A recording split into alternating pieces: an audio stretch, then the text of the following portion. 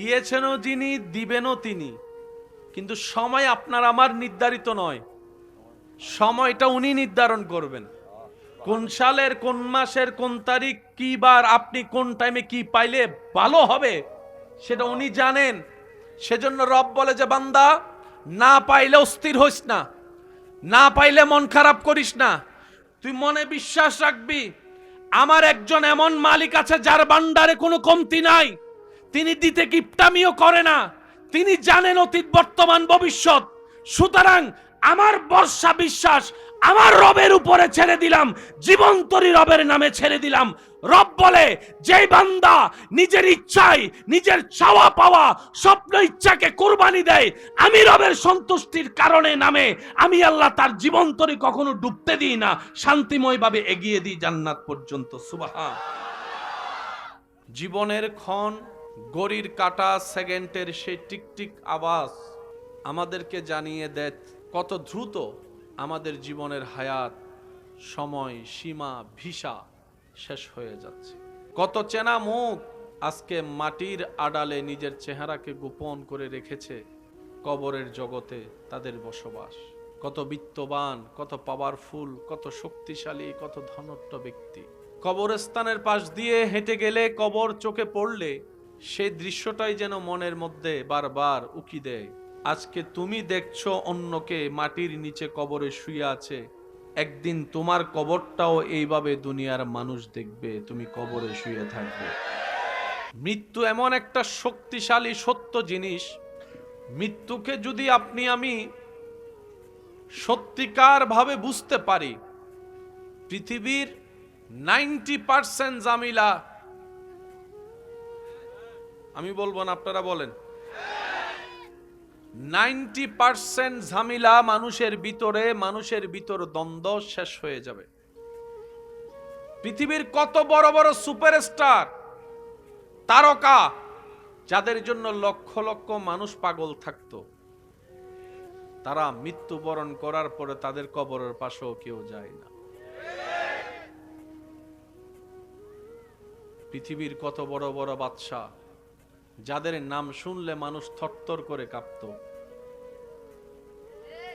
আজকে তাদের কবরের পাশে গিয়ে মানুষ দুষ্টামি করে, এমন হাজারো রেকর্ড আছে। মৃত্যু বড় ভয়ানক, হ্যাঁ, তবে যে হতে পারে রবের প্রেমিক, মৃত্যু তার জন্য হয় আনন্দ। যে হতে পারে রবের প্রেমিক, তার জন্য মৃত্যুটা হয় ঈদের দিন। যে হতে পারে রবের প্রেমিক, রবের প্রিয় বান্দা, তার জন্য কবরটা হয় একটা আনন্দময় ঘর।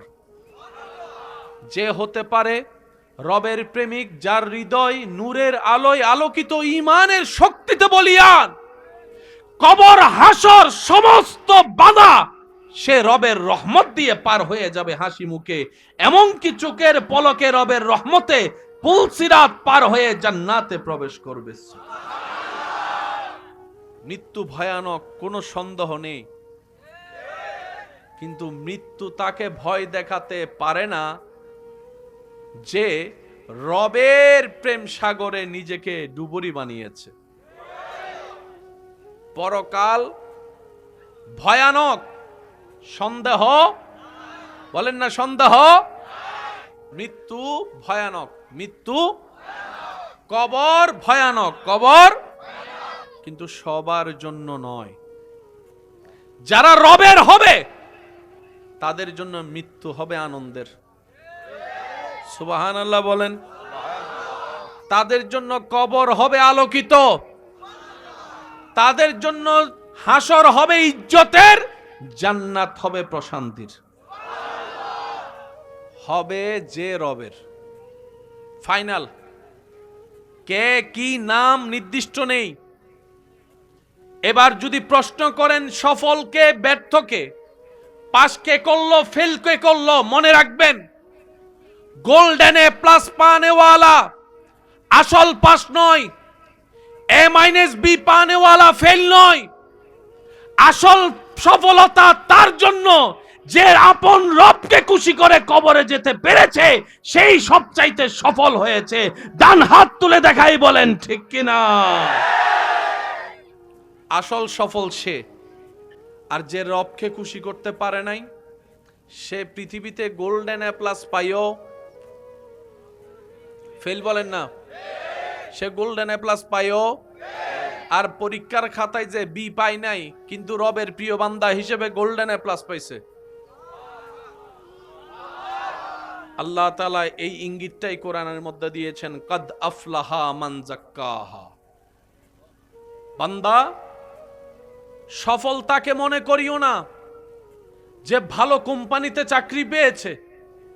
আমি বলতে থাকবো, আপনারা শুধু মিলাবেন, গণিতের মতো অঙ্ক মিললে নিবেন, না মিললে নেওয়ার দরকার নেই। রব বলে, বান্দা, ভালো কোম্পানিতে কাউকে চাকরি পেতে দেখলে সফলতার উচ্চ শিখরে পৌঁছাই গিয়েছে, এই কল্পনা করে তুমি ব্যর্থ হিসেবে মন ছোট করিও না। রব বলে, বান্দা, ও আমার বান্দা, কাউকে যদি ছোট্ট একটা দোকান থেকে বড় একটা শপিং মলের মতো মালিক হতে দেখে সফলতার উচ্চ শিখরে তাকে আসীন বানিয়ে তুমি সফল ভাবার চেষ্টা করিও না। ও আমার বান্দা, সফল তো সেই নয় যার কাছে রেঞ্জ রোভার আছে, ল্যান্ড ক্রুইজার আছে। সফল তো সেই নয় যার কাছে ডুপ্লেক্স বাড়ি আছে। সফল তো সেই নয় যে দেশ থেকে বিদেশ গিয়ে অনেক টাকা কামিয়ে দেশের সে ভাঙ্গা গড়টাকে 10তলা বিল্ডিং বানিয়েছে। ও বান্দা, এগুলাকে দেখে তোমরা সফলতা মনে করলো, আসলে সফলতা নেই এখানে। একটু ভেবে দেখো, আব্দুল করিম রেঞ্জ রোভার কিনেছে, তুমি যাকে সফল মনে করছো, এই আব্দুল করিম মারা যাওয়ার সাথে সাথেই রেঞ্জ রোভারটা অন্য কেউ ব্যবহার করবে। আব্দুল করিমের আর থাকবে না, ডুপ্লেক্স বাড়িটা অন্যের হবে, আব্দুল করিমের হবে না। ওই বিদেশের ডলারগুলা অন্য কেউ মালিকানা দাবি করবে, আব্দুল করিমের আর মালিকানায় থাকবে না। এমনকি নিজের খরিদাকৃত জায়গায় যে ঘর বেঁধেছে, আব্দুল করিম মারা গেলে তার লাশটা পর্যন্ত ঘরের ভিতর রাখবে না, উঠানের মধ্যে ফালাই রাখবে, উঠানের মধ্যে ফালাই রাখবে। তা আব্দুল করিমের তো গাড়িও রইল না, বাড়িও রইল না, ডলারও রইল না, জমিনও রইল না, তা আব্দুল করিমের কি আছে? রব বলে, এটাই তো বুঝাতে চাই, যার কাছে ঈমান আছে, নেক আমলের পাহাড় আছে, আদব আছে, ভদ্রতা আছে, ঈমান আছে, মহব্বত আছে, সুন্দর একটা বড় মন আছে, পবিত্র চিন্তা আছে, সেই হচ্ছে দুনিয়া আখিরাতের সফল। সুবহান। পৃথিবীতে অনেক শিল্পপতি এমন আছে পরীক্ষার খাতায় A- পায় নাই, কিন্তু টাকার আধিক্যতায় এমন ফ্যাক্টরির মালিক হয়েছে যারা গোল্ডেন এ প্লাস পায়, তারা ওই কোম্পানিতে চাকরি পাওয়ার জন্য সিভি জমা দেয়। গোল্ডেন এ প্লাস পানেওয়ালা সিভি জমা দিচ্ছে কার ফ্যাক্টরিতে? যে ফ্যাক্টরির মালিক A- ভালো করে পায়। এবার বলেন, সফলকে? গোল্ডেন এ প্লাস না A-? জোরে বলেন, আরো জোরে। মনে রাখবেন, পৃথিবীতে যত দার্শনিক আছে ওনাদের রেজাল্ট কত? কথা বলেন না রে ভাই। যত আবিষ্কারক আছে, লাইটের আবিষ্কারক, ক্যামেরার আবিষ্কারক, মাইকের আবিষ্কারক, এই আবিষ্কারক, সেই আবিষ্কারক, সেজন্য কখনো কাউকে সার্টিফিকেটার বলে বলিয়ান হয়ে কাউকে মূর্খ ভাবার চেষ্টা করতে নেই। আল্লাহ কাকে দিয়ে কি করাই নেই কেউ বলতে পারে। সেজন্য সফলতার একটা প্রধান চাবি হচ্ছে নিজের সামনে যে জন থাকবে তাকেই উত্তম ভাববেন, সামনের জনকে বেটার মনে করবেন, সামনের জনকে নেককার ভাববেন, নিজেকে গুনাহগার মনে করবেন। আপনি যত আপনার জায়গা থেকে রবের হাজার ধরনের নিয়ামত পাওয়ার পরও নিজেকে মাটির সাথে মিশাই দিতে থাকবেন, আপনার রব দয়া করে আপনাকে সমাজে, এলাকায়, দেশে ওই মাটি থেকে তুলে চেয়ারের সম্মানের আসনে বসায় দিবেন। যে নিজে থেকে চেয়ারে বসতে চায়, রব তাকে সে চেয়ারে বেশি দিন বসতে দেয় না। চোখ খুললে ডানা বামে দেখলেই অঙ্ক মিল খুঁজে পেয়ে যাবেন। যে নিজে থেকে মাটিতে বসতে চায়, সমাজের চেয়ারে বসায় দেয়। আমার যুবক ভাইদের কি কষ্ট হচ্ছে? আপনার একটু আওয়াজ দিতে হবে, না হয় আমি মনে করব শুধু দেহটা আছে, মনটা অন্যদিকে চলে গেছে। হ্যাঁ, মন আছে তো? মন আছে তো? যাদের মনোযোগ আছে তারা একবার বলেন মারহাবা, আর একটু জোরে বলেন মারহাবা। এবার সফল হতে চাই নাকি ব্যর্থ হতে চাই? ফেল হতে চাই না পাস হতে চাই? আওয়াজ দিয়ে বলেন, ফেল হতে চাই না পাস হতে চাই? জাহান্নাম চাই না জান্নাত চাই? বেইজ্জত চাই না ইজ্জত চাই? অশান্তি চাই না শান্তি চাই? এবার যাই আপনার আমার চাওয়া, আওয়াজ দিয়ে বলুন, সব আশা পূরণ করতে যিনি পারেন তিনি কে? সব চাওয়া যিনি পূরণ করে দিতে পারেন তিনি কে?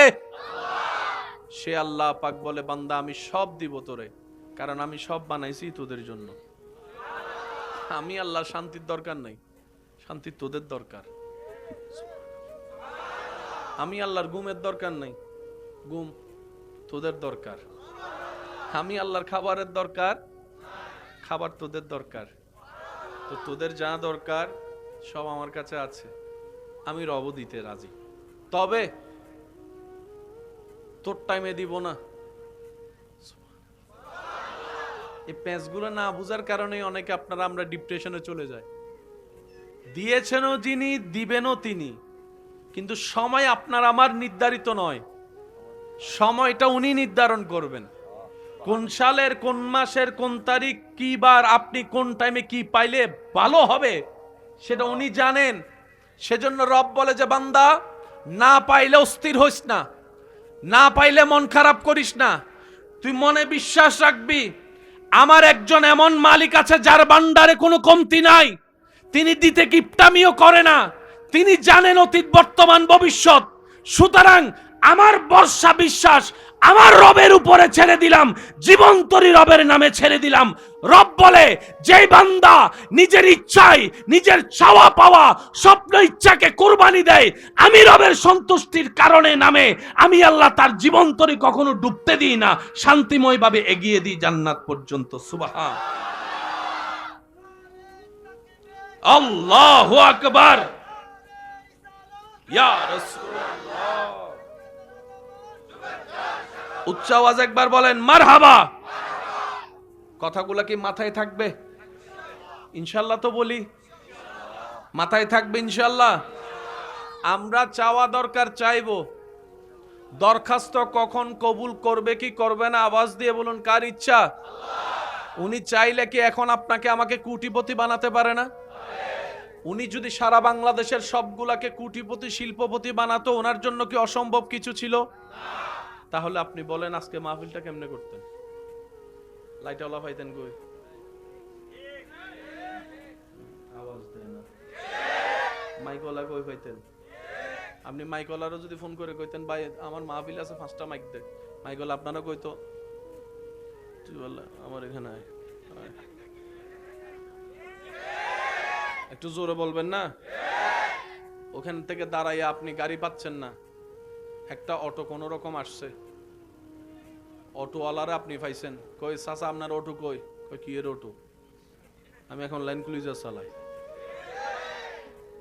বুঝতে পারছেন বিষয়টা?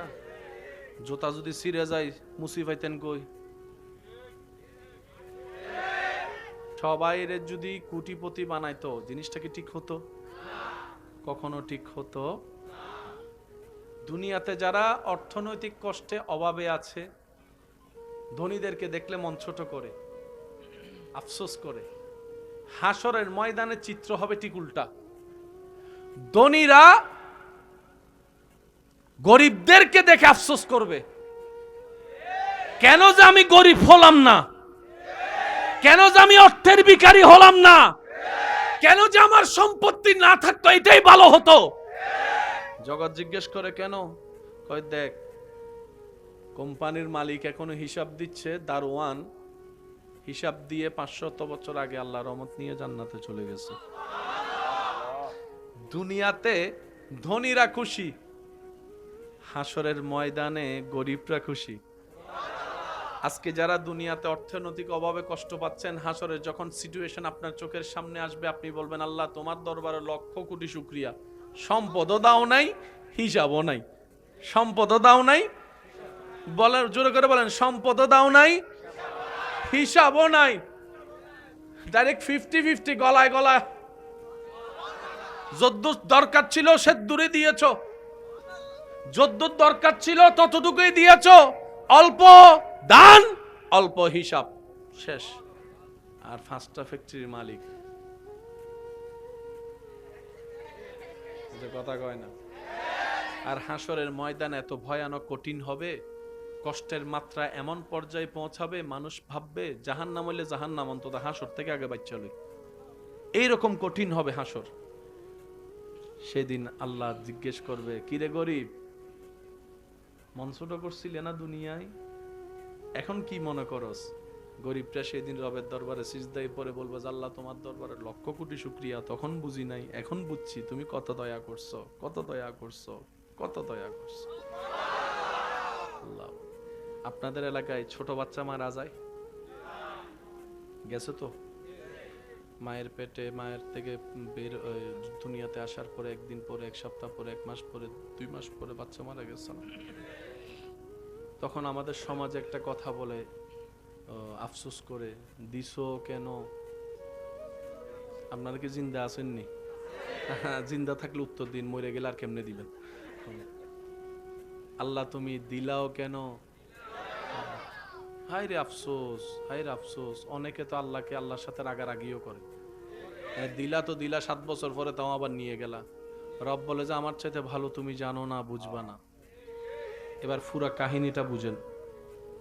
সব ধ্বংস হয়ে গেল। ইজা জুলজিলাতিল আরদু জিলজালাহা ওয়া আখরাজাতিল আরদু আসকালাহা ওয়া ক্বালাল ইনসানু মা লাহা।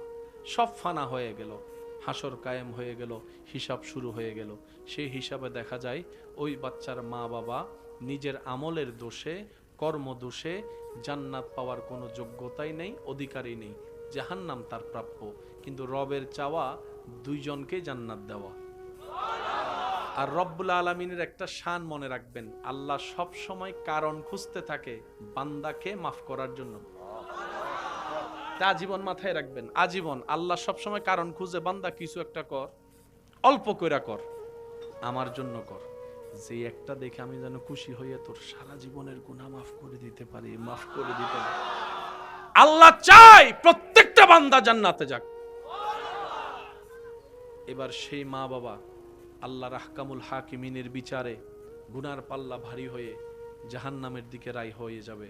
আল্লাহ রায় দিয়ে দিবে, জাহান্নামের মধ্যে ফেরেশতারা টেনে টেনে নিয়ে যাবে। যেই মুহূর্তে জাহান্নামের দরজার কাছাকাছি যাবে, আরেকজন ফেরেশতা এসে বলবে, ওনাদেরকে জাহান্নামে দিও না, রায় চেঞ্জ হয়ে গিয়েছে, ওনাদেরকে জান্নাতের রাস্তা দেখিয়ে দাও। এবার সেই মা বাবা ভাবতে থাকবে, আমরা তো জান্নাত পাওয়া তো দূরের কথা, জান্নাতের ঘ্রাণ পাওয়ারও যোগ্যতা আমাদের নাই, সেটা তো আমরা জানি। জাহান্নাম আমরা পাওয়ার উপযুক্ত, জান্নাত পেলাম তো পেলাম কিভাবে? ফেরেশতা বলে যে আমি এত কিছু জানি না, সুপ্রিম কোর্ট থেকে অর্ডার আসছে তোমাদেরকে জান্নাতের দরজা নিয়ে যেতে। এবার সেই মা বাবা বড় চিন্তিত মন নিয়ে, অবাক হয়ে জান্নাতের দরজায় যখন যাবে, দেখবে ছোট্ট একটা, কিরে কে তুই? মা, মা চিনো নাই? কে? ওই 3 দিনে মারা গেছিলাম যে।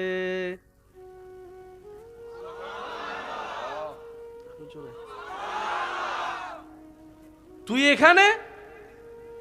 তোমাদেরকে আজকে কঠিন মুসিবতে বাঁচানোর জন্যই তো রহমান আমি গুনাহ করার আগেই দুনিয়া থেকে আমাকে নিয়ে আসছে, যেন আজকের দিনে জান্নাতের দরজায় দাঁড়িয়ে তোমাদের পক্ষে সুপারিশ করতে পারি।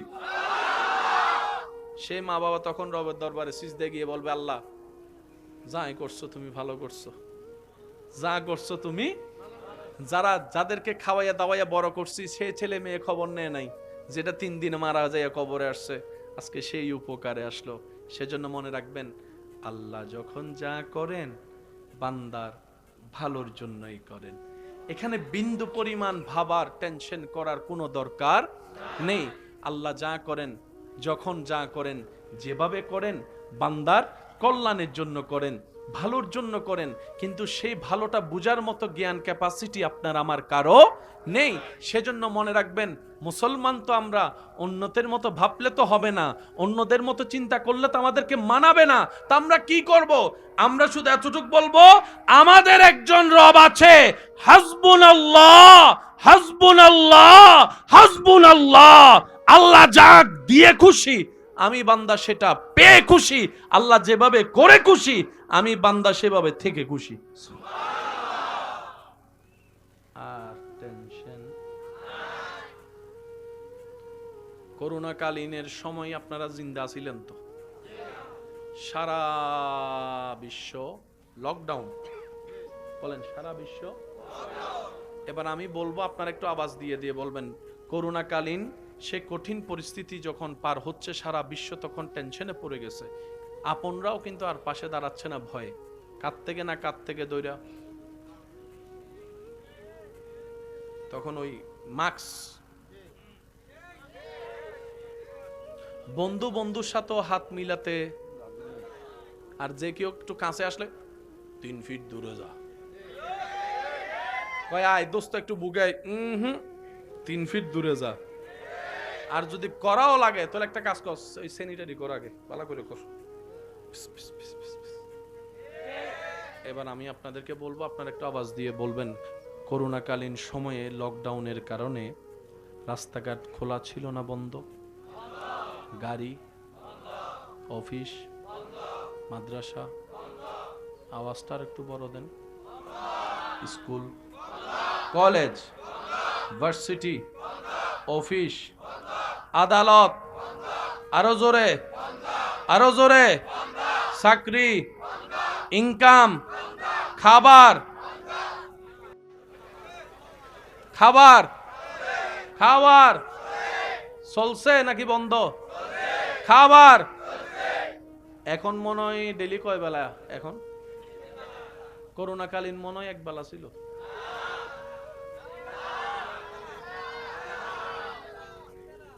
আল্লাহ তুমি করুণা দিলা কেন? রব বলে যে যতগুলো কারণে করুণা দিয়েছি তোর মধ্যে একটা কারণ, বান্দারে তোর রিজিকের দায়িত্ব আমি তোর আত্মীয় স্বজনের হাতে দিই নাই, তোর রিজিকের জিম্মাদারি তোর আপন পরের কাছে দিই নাই, তোর রিজিকের দায়িত্ব তোর বাপ চাচা জেনার কাছে দিই নাই। তুই বান্দার রিজিকের দায়িত্ব আমি আল্লাহ নিয়েছি। করোনাকালীন সব বন্ধ, খাবার বন্ধ ছিল না, কারণ রাজ্জাক আমি আল্লাহ ছিলাম, আমি রিজিক দিয়েছিলাম। খাবারের জন্য বাজারে যাওয়ার দরকার আছে না? বাজার করার জন্য টাকার দরকার, টাকার জন্য চাকরি ব্যবসা কাজের দরকার, কাজ করার জন্য পরিবেশের দরকার। করোনাকালীন তো সব বন্ধ, ইনকামও বন্ধ, খাবার বন্ধ।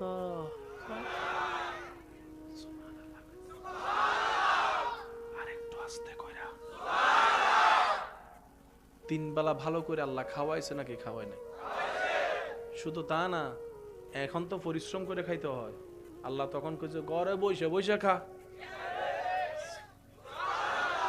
অন্য সময় গাম জড়াই খাইস, এখন করোনাকালীন সময় আমি আল্লাহরে ভুলে গেছিস তো, দেখ আমি কেমনে খাওয়াই। ঘরের উপর, ঘরের ভিতর থাক, বাইরে লকডাউন।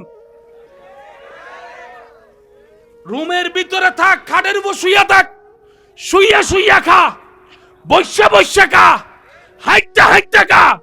গাম জড়ানোর দরকার নাই, তোদেরকে প্র্যাকটিক্যাল আমি আল্লাহ বুঝাই দিলাম। রিজিকের জন্য পরিশ্রমের দরকার নাই, আমি রবের দয়ার দরকার, দয়ার দরকার, দয়ার দরকার। মনে থাকবে ইনশাআল্লাহ। এই অঙ্কটা যদি মাথায় চলে আসে, বান্দার 2 নম্বরে করার চিন্তাই চলে যাবে। কারণ বাবারা যা কামাই নিজের জন্য না ছেলে মেয়ের জন্য, দাদা নানা যা কামাই নিজের জন্য না নাতিদের জন্য। এবার প্রত্যেকটা দাদা নানা যখন, বাবারা যখন চিন্তা করবে আমার পরবর্তী প্রজন্মের জন্য, আমার আল্লাহ আছে তো, আমার টেনশন নাই। 2 নম্বরই কামানো ছেড়ে দিবে, সুদ খাওয়া ছেড়ে দিবে, গোশ খাওয়া ছেড়ে দিবে, অন্যের জায়গা জুলুম করে নেওয়া ছেড়ে দিবে, দলিলে 2 নম্বরই করে জায়গা খাওয়া ছেড়ে দিবে, সীমানায় দেওয়াল তোলার সময় 10 ইঞ্চি অন্যের জায়গা মেরে খাওয়ার চিন্তা ছেড়ে দিবে। বিলের মধ্যে আইল কাটার সময় নিজের বাগেরটা একটু বেশি করে কাটতে অন্যটা ছোট কইরা ছেড়ে দিবে, কারণ সব সময় তিনি বলবেন আমার আল্লাহ আছে আমার ছেলে মেয়েকে দেখার জন্য, আমার আল্লাহ আছে আমার নাতিদেরকে দেখার জন্য। সুতরাং এমন একজন আল্লাহ যার আছে, তার ভবিষ্যৎ নিয়ে ভাবার বিন্দু পরিমাণ দরকার। আর একটু জোরে বলেন। আপনাদের এলাকায় আমি চিনি না কাউকে, কিন্তু এতটুক জানি এই এলাকায় মানুষের ভিতর একটা জিনিসের মামলা সবচাইতে বেশি। কি আর আইলেনি মামলা হয় নাকি জমির মামলা হয়? এর লেগেই তো কইছি চোখ এদিকে মন ওদিকে, তো কেউ মেসেজ দিতেছে মনে হয়। কি নিয়ে মামলা বেশি সবাই কোন? অনেক সময় তো এই জমি সংক্রান্ত মামলা এমন পর্যন্ত পৌঁছেছে, এক মার পেটের ভাই বোন কেউ কারো চেহারা দেখতে রাজি না। এই ভাইরাসটা বাড়তে বাড়তে এমন হয়েছে তাদের ছেলে মেয়েও একজন আরেকজনের সাথে এখন সম্পর্ক রাখতে রাজি না, কারো বিয়েতে এখন কেউ যায় না। অনেক আছে ফুফিকে না দেখে, বুঝাতে পারছি? টোটাল হিসাবটা করে দেখেন তো, লাভে আছেন নাকি লসে আছেন?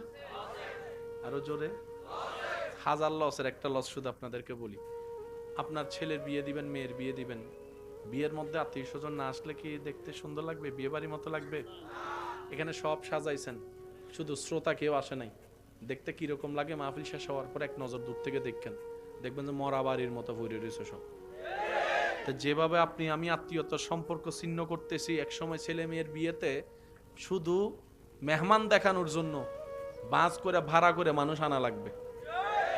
এই ছাড়া আর কোনো উপায় বলেন, এই ছাড়া আর কোনো উপায়? অনুরোধ করে বলে যায়, এই জাগার মামলা করে কে কি পাইছেন আমি জানি না, তবে এতটুক জানি জোতার তলা ক্ষয় হইছে। আমি শুনি নাই? কালো দাড়ি সাদা হইছে, মাথার চুলগুলা সব যাইয়া যাইয়া টাকলা হইছে, রাতের ঘুম হারাম হইছে। আরো জোরে, আরো জোরে। নিজের জন্য আল্লাহ যে অল্প সময় দিয়েছে তার 1/3 সময় নষ্ট হয়েছে, সম্পর্ক ছিন্ন হয়েছে। যে জায়গার জন্য মামলা লড়তেছেন এমন টাকা গেছে, এই টাকা দিয়ে আপনি চাইলে অন্য জায়গায় আরো 2 ডবল জায়গা কিনতে পারতেন, সেই জায়গাটার টাকাও শেষ হয়েছে। এবার টোটাল হিসাবে বলেন লাভ না লস? আরো জোরে। আপনারা জানি কি বলছিলেন, আমরা কি লস চাই না লাভ চাই? মনে রাখবেন, আল্লাহ এবং রসুলের পথের মধ্যে যে লাভ আছে পৃথিবীর আর কোথাও সেই লাভ আপনি পাবেন না, মানেন আর না মানেন। এটাই সত্য, এটাই বাস্তব, এটাই চিরন্তর। আওয়াজ দিয়ে বলুন ঠিক কিনা? ইমানদার ভাইয়েরা মনোযোগ, কারণ আমরা চলে যাব একদিন। বাবা মনোযোগ আছে তো আপনাদের? এগুলা কি আমাদের সমাজে দরকার আছে না নাই? আমি বাবাদেরকে একটা কথা বলতে চাই, ভেবে দেখবেন, আপনি যেভাবে মামলা টানছেন একা, আপনি মারা গেলে আপনার 5 ছেলে মিলেও সে একা মামলা টানতে পারবে না। লিখে রাখেন। দাদা যেভাবে একা সংসার চালাইছে, আমার বাপ চাচা সবাই মিলে, আপনার বাপ চাচা সবাই মিলেও পারবে না। বাবা যেটা পারে 10টা ছেলে সেটা মাথায় রাখবে না জীবন। সেজন্য অনেক সময় মানুষে বলে বাবা যখন কামাইছে তখন বুঝি নাই, এখন যখন সংসারের দায়িত্ব নিজের কাঁধে এখন বুঝতেছি বাপে কেমনে সংসার চালাইছে। এটা আওয়াজ দেন না রে ভাই, ঠিক কিনা? সেজন্য আপনি এমন কিছু রেখে যায়েন না যেটার কারণে আপনার ছেলে মেয়ে পরবর্তীতে আপনারে গালি দিবে। কি তার একটা গেছো সম্পত্তিতে কিছু রাখো না, এই মামলায় না রেখে গেছো। তো মামলা যদি দিতে হয় আবদার করে বলবো, সবাইকে না, যে 2-1 আমাকে ভালোবাসেন তাদেরকে আবদার করে বলছি, মামলা যদি দিতে হয় বান্দা হিসেবে রবের দরবারে মামলা দেন। বিশ্বাস করেন 10 গুণ বেশি পাবেন আপনি। আপনার চাচা জ্যাঠা কাকা মামা কয় ইঞ্চি খাইছে, আপনার রব থেকে আপনি 10 ইঞ্চি পাবেন। আল্লাহ ওয়াদা দিচ্ছেন, মান জাআ বিল হাসানাতে ফালাহু আশরু আমসালিহা। আমার নামে যে এক ছাড়বে আমি 10 গুণ বেশি দিবই দিব।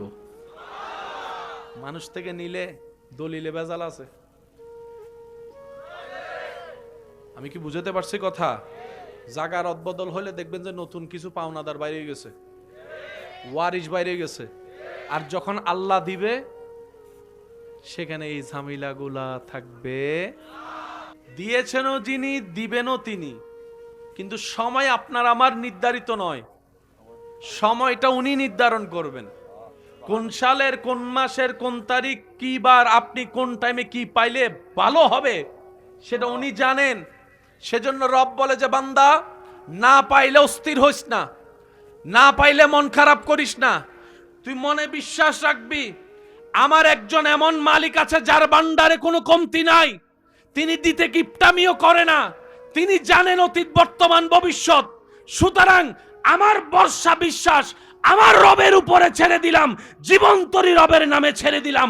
রব বলে যেই বান্দা নিজের ইচ্ছায় নিজের চাওয়া পাওয়া স্বপ্ন ইচ্ছাকে কুরবানি দেয়, আমি রবের সন্তুষ্টির কারণে নামে আমি আল্লাহ তার জীবন্তরী কখনো ডুবতে দিই না, শান্তিময়ভাবে এগিয়ে দিই জান্নাত পর্যন্ত। সুবহান।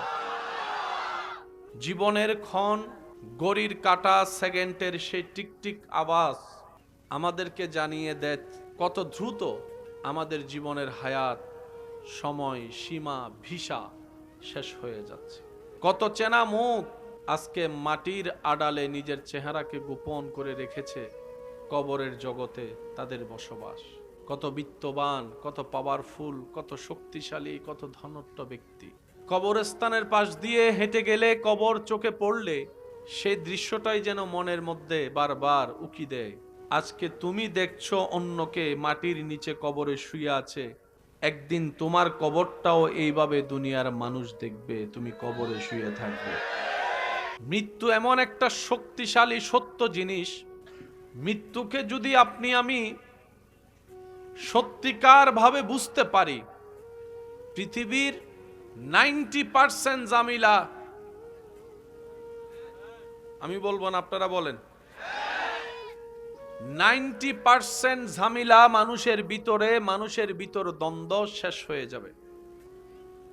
পৃথিবীর কত বড় বড় সুপারস্টার, তারকা, যাদের জন্য লক্ষ লক্ষ মানুষ পাগল থাকতো, তারা মৃত্যুবরণ করার পরে তাদের কবরের পাশেও কেউ যায় না। পৃথিবীর কত বড় বড় বাদশা, যাদের নাম শুনলে মানুষ থরথর করে কাঁপত, আজকে তাদের কবরের পাশে গিয়ে মানুষ দুষ্টামি করে, এমন হাজারো রেকর্ড আছে। মৃত্যু বড় ভয়ানক, হ্যাঁ, তবে যে হতে পারে রবের প্রেমিক, মৃত্যু তার জন্য হয় আনন্দ। যে হতে পারে রবের প্রেমিক, তার জন্য মৃত্যুটা হয় ঈদের দিন। যে হতে পারে রবের প্রেমিক, রবের প্রিয় বান্দা, তার জন্য কবরটা হয় একটা আনন্দময় ঘর। যে হতে পারে রবের প্রেমিক, যার হৃদয় নূরের আলোয় আলোকিত, ঈমানের শক্তিতে বলিয়ান, কবর হাসর সমস্ত বাধা সে রবের রহমত দিয়ে পার হয়ে যাবে হাসি মুখে। এমনকি চোখের পলকে রবের রহমতে পুলসিরাত পার হয়ে জান্নাতে প্রবেশ করবে। মৃত্যু ভয়ানক, কোনো সন্দেহ নেই, কিন্তু মৃত্যু তাকে ভয় দেখাতে পারে না যে রবের প্রেম সাগরে নিজেকে ডুবুরি বানিয়েছে। পরকাল ভয়ানক, সন্দেহ বলেন না, সন্দেহ। মৃত্যু ভয়ানক, মৃত্যু, কবর ভয়ানক, কবর, কিন্তু সবার জন্য নয়। যারা রবের হবে তাদের জন্য মৃত্যু হবে আনন্দের। সুবহানাল্লাহ বলেন। তাদের জন্য কবর হবে আলোকিত, তাদের জন্য হাসর হবে ইজ্জতের, জান্নাত হবে প্রশান্তির। হবে যে রবের। ফাইনাল। কে কি নাম নির্দিষ্ট নেই। এবার যদি প্রশ্ন করেন সফলকে ব্যর্থকে, পাস কে করলো, ফেল কে করলো, মনে রাখবেন গোল্ডেন এ প্লাস পানেওয়ালা আসল পাস নয়, এ মাইনাস বি পানেওয়ালা ফেল নয়। আসল সফলতা তার জন্য যে আপন রবকে খুশি করে কবরে যেতে পেরেছে, সেই সবচাইতে সফল হয়েছে। ডান হাত তুলে দেখাই, বলেন ঠিক কিনা? আসল সফল সে। আর যে রবকে খুশি করতে পারে নাই, সে পৃথিবীতে গোল্ডেন এ প্লাস পাইও ফেল, বলেন না? সে গোল্ডেন এ প্লাস পাইও আর পরীক্ষার খাতায় যে বি পাই নাই, কিন্তু রবের প্রিয় বান্দা হিসেবে গোল্ডেন এ প্লাস পাইছে। আল্লাহ তাআলা এই ইঙ্গিতটাই কোরআনের মধ্যে দিয়েছেন, কাদ আফলাহা মান যাক্কাহা। বান্দা, সফলতাকে মনে করিও না যে ভালো কোম্পানিতে চাকরি পেয়েছে। আমি বলতে থাকবো, আপনারা শুধু মিলাবেন। গণিতের মতো অঙ্ক মিললে নিবেন, না মিললে নেওয়ার দরকার নেই। রব বলে, বান্দা, ভালো কোম্পানিতে কাউকে চাকরি পেতে দেখলে সফলতার উচ্চ শিখরে পৌঁছাই গিয়েছে, এই কল্পনা করে তুমি ব্যর্থ হিসেবে মন ছোট করিও না। রব বলে, বান্দা, ও আমার বান্দা, কাউকে যদি ছোট্ট একটা দোকান থেকে বড় একটা শপিং মলের মতো মালিক হতে দেখে সফলতার উচ্চ শিখরে তাকে আসীন বানিয়ে তুমি সফল ভাবার চেষ্টা করিও না। ও আমার বান্দা, সফল তো সেই নয় যার কাছে রেঞ্জ রোভার আছে, ল্যান্ড ক্রুইজার আছে। সফল তো সেই নয় যার কাছে ডুপ্লেক্স বাড়ি আছে।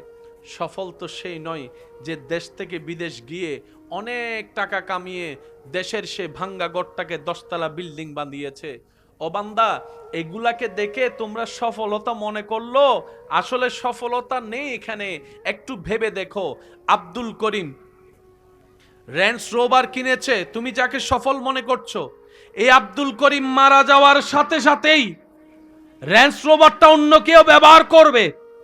আব্দুল করিমের আর থাকবে না, ডুপ্লেক্স বাড়িটা অন্যের হবে, আব্দুল করিমের হবে না। ওই বিদেশের ডলারগুলা অন্য কেউ মালিকানা দাবি করবে, আব্দুল করিমের আর মালিকানায় থাকবে না।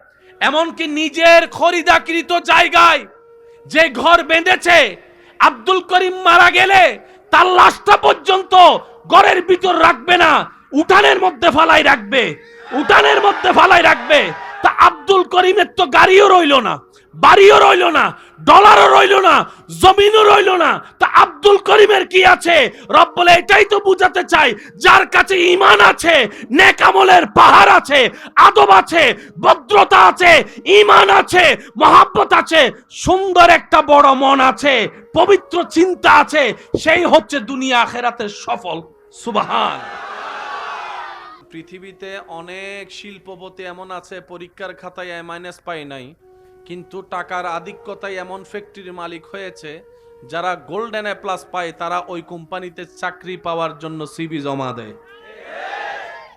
গোল্ডেন এ প্লাস পানেওয়ালা সিভি জমা দিচ্ছে কার ফ্যাক্টরিতে? যে ফ্যাক্টরির মালিক A- ভালো করে পায়। এবার বলেন, সফলকে? গোল্ডেন এ প্লাস না A-? জোরে বলেন, আরো জোরে।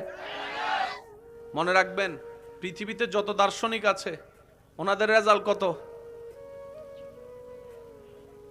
কথা বলেন না রে ভাই।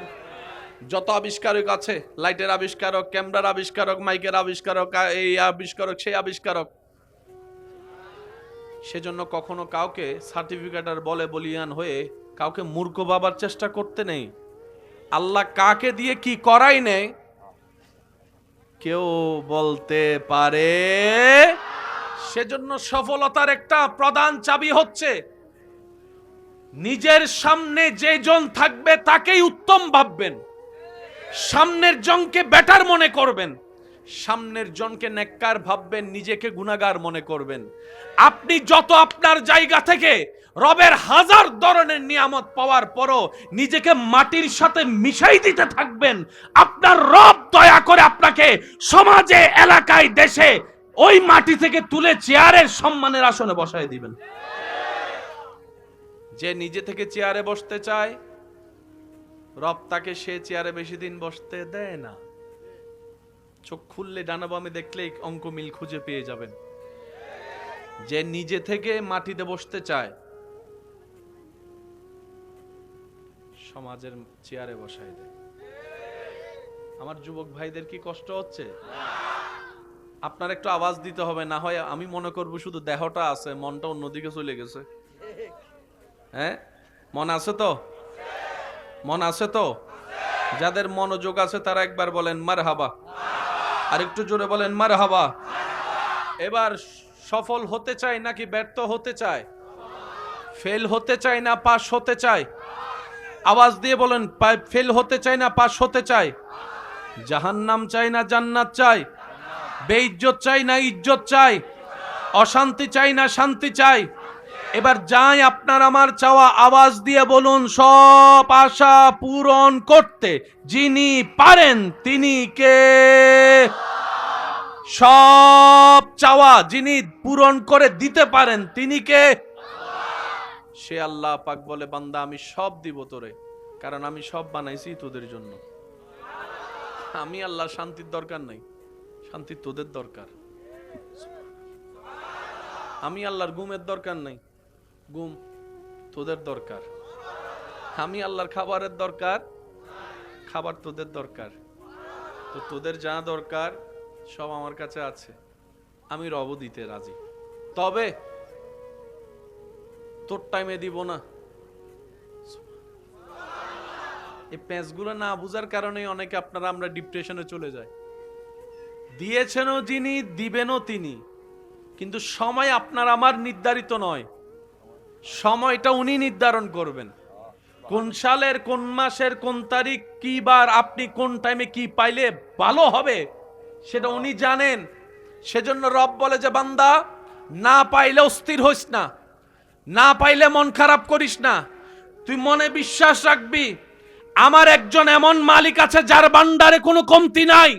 তিনি দিতে কিপটামিও করে না, তিনি জানেন অতীত বর্তমান ভবিষ্যৎ। সুতরাং আমার ভরসা বিশ্বাস আমার রবের উপরে ছেড়ে দিলাম, জীবন্তরী রবের নামে ছেড়ে দিলাম। রব বলে, যেই বান্দা নিজের ইচ্ছায় নিজের চাওয়া পাওয়া স্বপ্ন ইচ্ছাকে কুরবানি দেয়, আমি রবের সন্তুষ্টির কারণে নামে আমি আল্লাহ তার জীবন্তরী কখনো ডুবতে দিই না, শান্তিময় ভাবে এগিয়ে দিই জান্নাত পর্যন্ত। সুবহান আল্লাহু আকবার, ইয়া রাসূলুল্লাহ। উচ্চ আওয়াজ একবার বলেন মারহাবা। কথাগুলো কি মাথায় থাকবে? ইনশাআল্লাহ তো বলি, মাথায় থাকবে ইনশাআল্লাহ। আমরা চাওয়া দরকার চাইবো, দরখাস্ত কখন কবুল করবে কি করবে না আওয়াজ দিয়ে বলুন কার ইচ্ছা? উনি চাইলে কি এখন আপনাকে আমাকে কোটিপতি বানাতে পারে না? উনি যদি সারা বাংলাদেশের সবগুলাকে কোটিপতি শিল্পপতি বানাতো, ওনার জন্য কি অসম্ভব কিছু ছিল? তাহলে আপনি বলেন আজকে মাহফিলটা কেমনে করতেন? লাইটওয়ালা পাইতেন কই? আওয়াজ দেয় না। মাইকওয়ালা কই পাইতেন?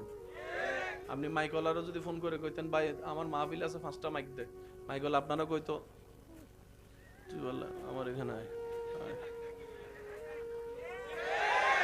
একটু জোরে বলবেন না? ওখান থেকে দাঁড়াইয়া আপনি গাড়ি পাচ্ছেন না, একটা অটো কোন রকম আসছে, অটোওয়ালারা আপনি পাইছেন, কই চাচা আপনার অটো কই? কই কি এর অটো? আমি এখন লাইন ক্লুজার চালাই। বুঝতে পারছেন বিষয়টা? জোতা যদি ছিঁড়ে যায় মুসি পাইতেন কই? সবাই যদি কোটিপতি বানাইতো জিনিসটা কি ঠিক হতো? কখনো ঠিক হতো?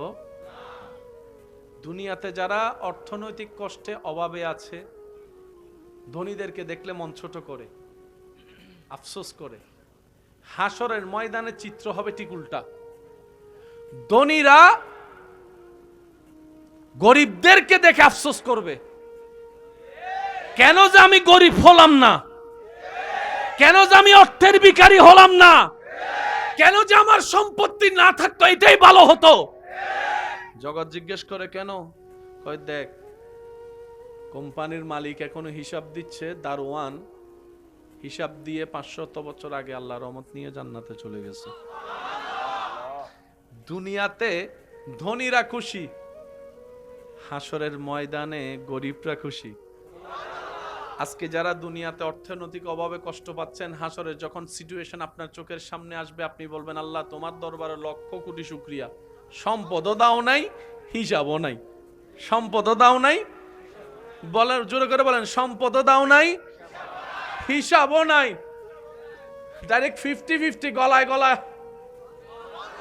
যদ্দূর দরকার ছিল সেদ্দুরে দিয়েছ, যদ্দূর দরকার ছিল ততটুকুই দিয়েছ।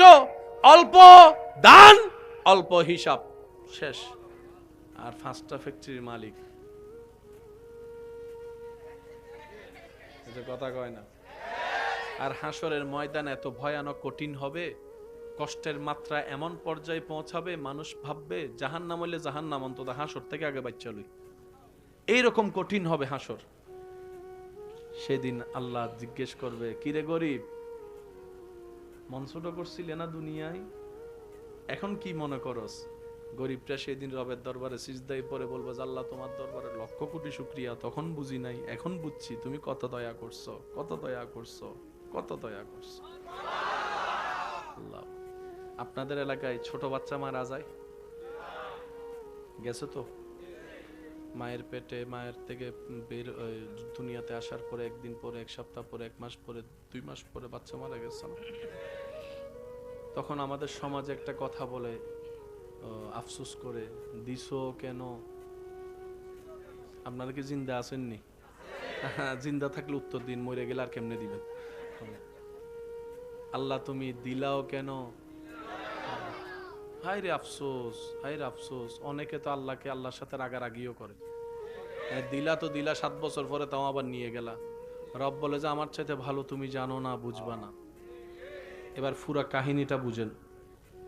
সব ধ্বংস হয়ে গেল। ইজা জুলজিলাতিল আরদু জিলজালাহা ওয়া আখরাজাতিল আরদু আসকালাহা ওয়া ক্বালাল ইনসানু মা লাহা।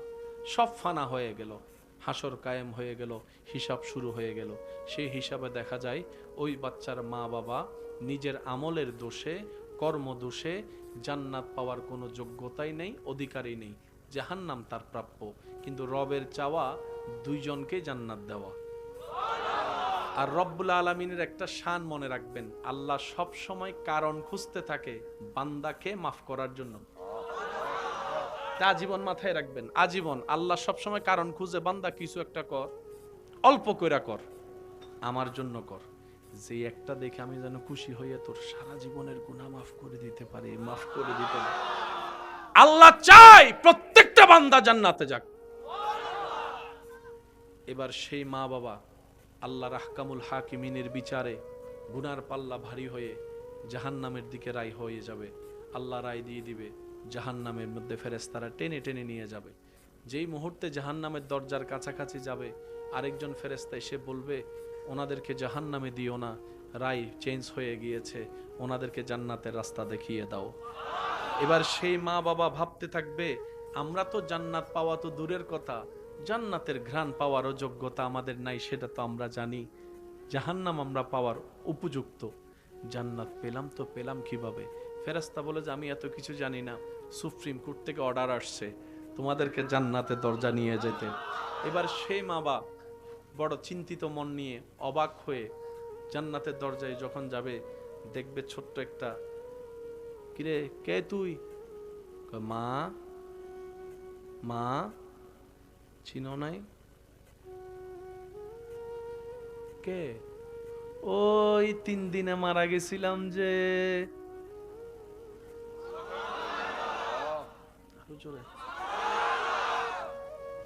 তুই এখানে? তোমাদেরকে আজকে কঠিন মুসিবতে বাঁচানোর জন্যই তো রহমান আমি গুনাহ করার আগেই দুনিয়া থেকে আমাকে নিয়ে আসছে, যেন আজকের দিনে জান্নাতের দরজায় দাঁড়িয়ে তোমাদের পক্ষে সুপারিশ করতে পারি। সে মা বাবা তখন রবের দরবারে সিজদায় গিয়ে বলবে, আল্লাহ যাই করছো তুমি ভালো করছো, যা করছো তুমি। যাদেরকে খাওয়াইয়া দাওয়াইয়া বড় করছি, সে ছেলে মেয়ে খবর নেয় নাই, যেটা 3 দিনে মারা যায় কবরে আসছে, আজকে সেই উপকারে আসলো। সেজন্য মনে রাখবেন, আল্লাহ যখন যা করেন বান্দার ভালোর জন্যই করেন। এখানে বিন্দু পরিমাণ ভাবার টেনশন করার কোনো দরকার নেই। আল্লাহ যা করেন, যখন যা করেন, যেভাবে করেন বান্দার কল্যাণের জন্য করেন, ভালোর জন্য করেন। কিন্তু সেই ভালোটা বুঝার মতো জ্ঞান ক্যাপাসিটি আপনার আমার কারো নেই। সেজন্য মনে রাখবেন, মুসলমান তো আমরা, অন্যদের মতো ভাবলে তো হবে না, অন্যদের মতো চিন্তা করলে তো আমাদেরকে মানাবে না। তা আমরা কি করব? আমরা শুধু এতটুকু বলবো, আমাদের একজন রব আছে, হাসবুনাল্লাহ হাসবুনাল্লাহ হাসবুনাল্লাহ। আল্লাহ যা দিয়ে খুশি, আমি বান্দা সেটা পেয়ে খুশি। আল্লাহ যেভাবে করে খুশি, আমি বান্দা সেভাবে থেকে খুশি। আর টেনশন। করোনাকালীনের সময় আপনারা জিন্দা ছিলেন তো? সারা বিশ্ব লকডাউন, বলেন সারা বিশ্ব। এবার আমি বলবো, আপনারা একটু আওয়াজ দিয়ে দিয়ে বলবেন, করোনাকালীন সে কঠিন পরিস্থিতি যখন পার হচ্ছে সারা বিশ্ব, তখন টেনশনে পড়ে গেছে। আপনরাও কিন্তু আর পাশে দাঁড়াচ্ছে না ভয়ে, কাত থেকে না কাত থেকে দৌড়া। তখন ওই মাস্ক, বন্ধু বন্ধুর সাথেও হাত মিলাতে, আর যে কেউ একটু কাছে আসলে 3 ফিট দূরে যা, কয় আয় দোস্ত একটু বুগাই, 3 ফিট দূরে যা। আর যদি করাও লাগে তাহলে একটা কাজ কর, ওই স্যানিটারি কর, আগে ভালো করে কর। এবার আমি আপনাদেরকে বলবো, আপনারা একটু আওয়াজ দিয়ে বলবেন, করোনাকালীন সময়ে লকডাউনের কারণে রাস্তাঘাট খোলা ছিল না, বন্ধ, গাড়ি, অফিস, মাদ্রাসা, আওয়াজটা একটু বড় দেন, স্কুল, কলেজ, ভার্সিটি, অফিস, আদালত, আরো জোরে, আরো জোরে, চাকরি, ইনকাম, খাবার, খাবার, খাবার চলছে নাকি বন্ধ? খাবার এখন মনে হয় ডেলি কয় বেলা? এখন করোনাকালীন মনে হয় এক বেলা ছিল।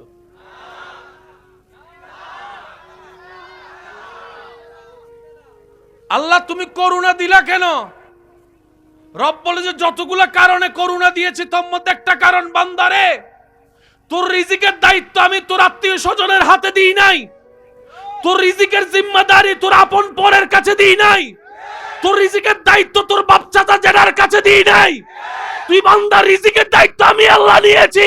করোনাকালীন সব বন্ধ, খাবার বন্ধ ছিল না, কারণ রাজ্জাক আমি আল্লাহ ছিলাম, আমি রিজিক দিয়েছিলাম। খাবারের জন্য বাজারে যাওয়ার দরকার আছে না? বাজার করার জন্য টাকার দরকার, টাকার জন্য চাকরি ব্যবসা কাজের দরকার, কাজ করার জন্য পরিবেশের দরকার। করোনাকালীন তো সব বন্ধ, ইনকামও বন্ধ, খাবার বন্ধ।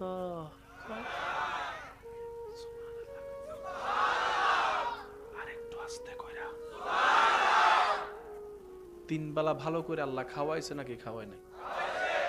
শুধু তা না, এখন তো পরিশ্রম করে খাইতে হয়। আল্লাহ তখন কইছে ঘরে বসে বসে খা। অন্য সময় গাম জড়াই খাইস, এখন এখন করোনাকালীন সময় আমি আল্লাহরে ভুলে গেছিস তো, দেখ আমি কেমনে খাওয়াই। ঘরের উপর, ঘরের ভিতর থাক, বাইরে লকডাউন। রুমের ভিতরে থাক, খাটের উপর শুইয়া থাক, শুইয়া শুইয়া খা, বসে বসে খা, হাইটা হাইটা খা। গাম জড়ানোর দরকার নাই, তোদেরকে প্র্যাকটিক্যাল আমি আল্লাহ বুঝাই দিলাম। রিজিকের জন্য পরিশ্রমের দরকার নাই, আমি রবের দয়ার দরকার, দয়ার দরকার, দয়ার দরকার। মনে থাকবে ইনশাআল্লাহ।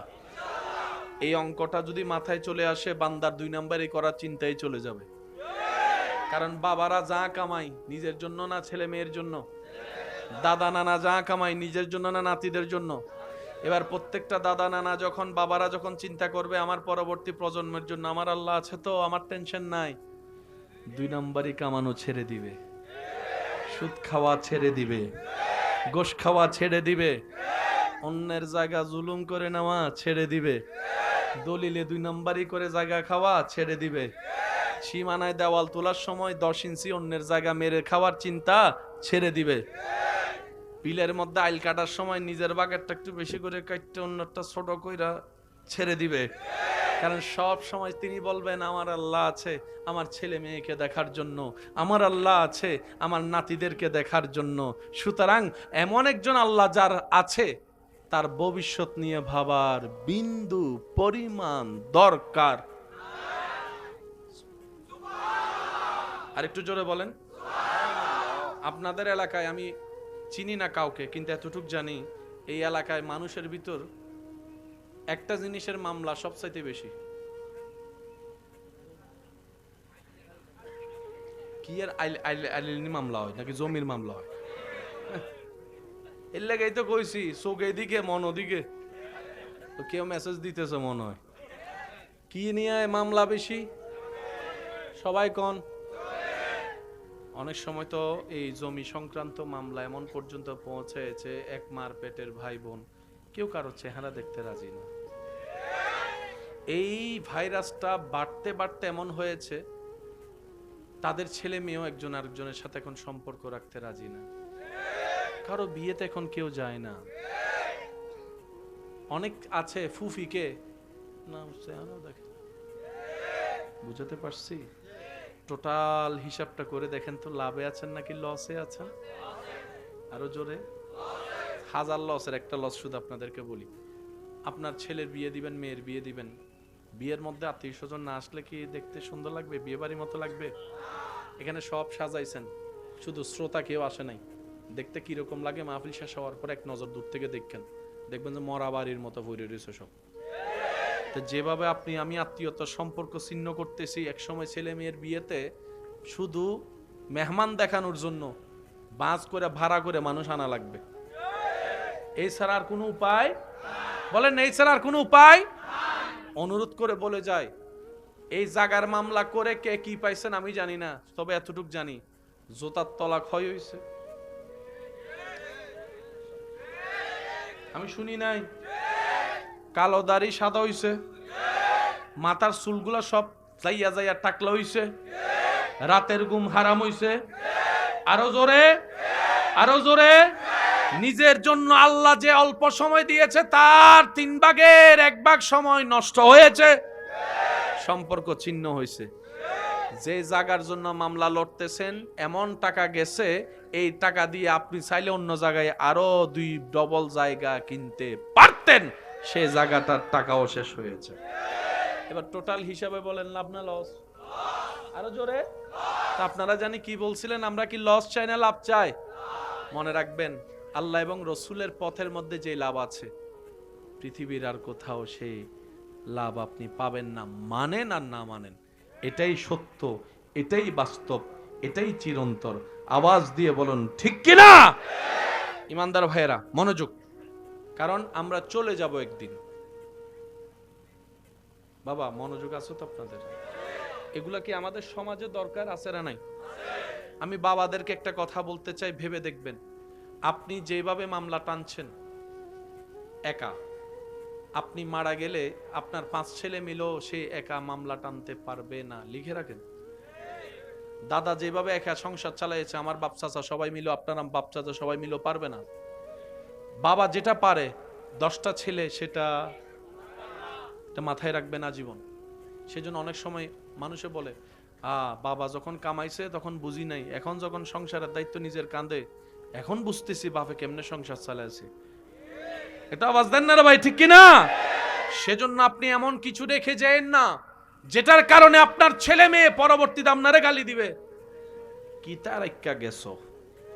সম্পত্তিতে কিছু রাখো নাই, মামলায় না রেখে গেছো। তো মামলা যদি দিতে হয় আবদার করে বলবো, সবাইকে না, যে 2-1 আমাকে ভালোবাসেন তাদেরকে আবদার করে বলছি, মামলা যদি দিতে হয় বান্দা হিসেবে রবের দরবারে মামলা দেন। বিশ্বাস করেন 10 গুণ বেশি পাবেন আপনি। আপনার চাচা জ্যাঠা কাকা মামা কয় ইঞ্চি খাইছে, আপনার রব থেকে আপনি 10 ইঞ্চি পাবেন। আল্লাহ ওয়াদা দিচ্ছেন, মান জাআ বিল হাসানাতে ফালাহু আশরু আমসালিহা। আমার নামে যে 1 ছাড়বে আমি 10 গুণ বেশি দিবই দিব। মানুষ থেকে নিলে দলিলে ভেজাল আছে। আমি কি বুঝাতে পারছি কথা?